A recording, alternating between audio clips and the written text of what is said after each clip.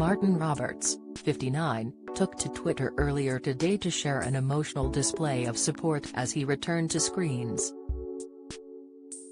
The home renovation expert was back for new episodes of Homes Under the Hammer this week after he was rushed into surgery last spring following a serious health scare. Looking grateful, Martin said, "The first property I filmed after my health scare went out on the show yesterday, and if you remember, the shirt was the nearest thing I had to a bunch of flowers to wear to say, thank you for all your kind words and support during that time. It meant the world," he added. Martin went on to discuss his condition as he shared, "As a special message for you if you were with me through that whole period in April last year when I had my terrible health scare.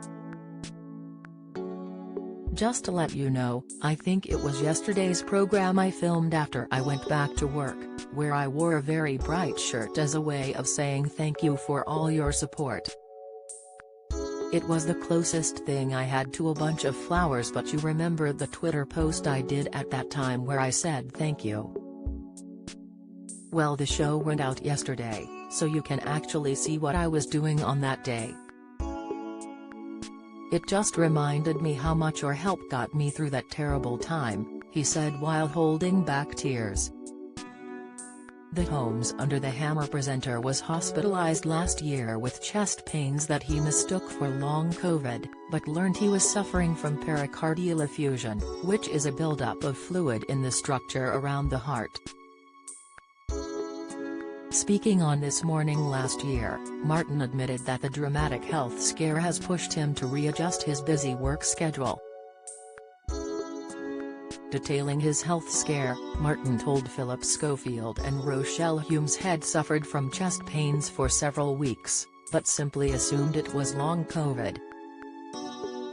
He said, "He'd been feeling a bit poorly, under the weather for a couple of weeks. I've had a few chest infections over the last few years and I've had asthma since childhood, so I'm used to quite a tight chest." As it approached the Easter bank holiday weekend, "It was starting to get really bad where I could hardly walk without struggling for breath." He added, "The confusing thing about this, it's a bit of a red herring, is that it gets you in the breathing side of things, so you don't think it's something to do with your heart. You think, it must be something to do with my chest. Then it's the dangerous thing of playing Google Doctor.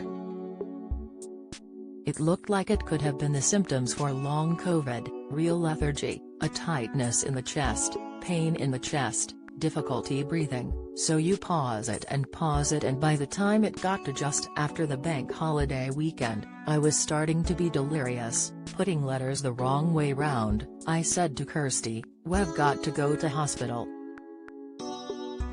Pericardial effusion causes excess fluid to clog up the sac surrounding the heart, known as the pericardium.